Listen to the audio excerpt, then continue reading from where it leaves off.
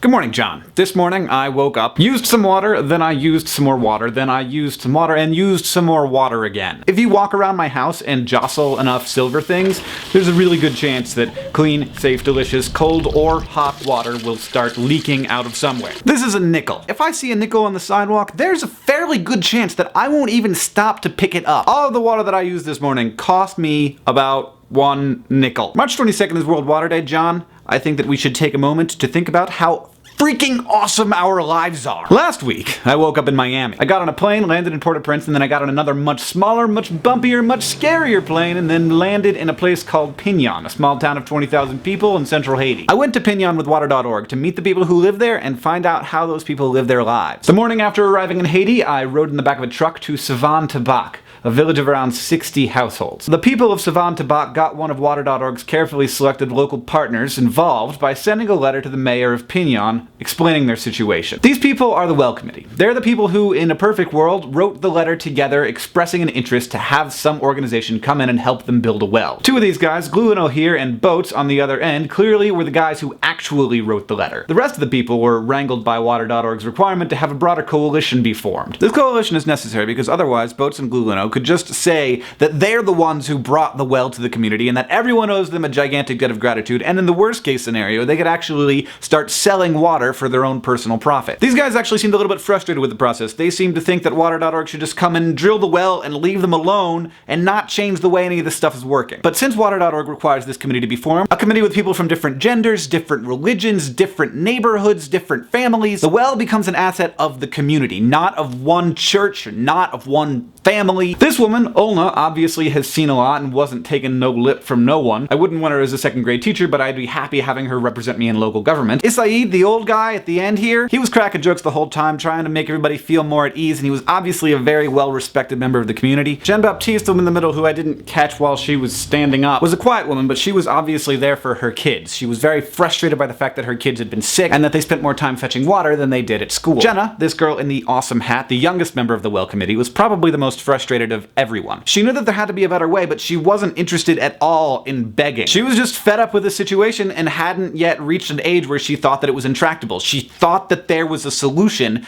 and she was really ready for that solution. She seemed really able to step outside of the situation and be able to critique it in a way that was humorous, not overly critical. I just said that she could critique it without being critical. That is how awesome she was. These are the people of the Savan-Tabac Well Committee, and this is mostly what I wanted to do today. I just wanted to introduce you to them. And now what I want you to do is go to my.water.org/vlogbrothers, and you can follow this community as they meet their milestones. Water.org has a very specific outline of what needs to happen for a community to come together and create a sustainable water project. Not just something that will help them for the next 6 months, but something that will really redefine their community. I learned a lot of things in Haiti, and one of the most important was that not all nonprofit organizations are created equal. And now myself, having done the due diligence and seeing the way that water.org operates, I'm very comfortable asking you to donate money to water.org. The people of Savan-Tabac have a lot of hard work to do before they can have a sustainable source of water in their community, but we can do our part as well, following them on that journey and helping them through that journey. There's no amount that is too great or small. We're just helping people get out of a situation that sucks. Thanks to water.org and Haiti Outreach and all the amazing people who were able to help me bring this story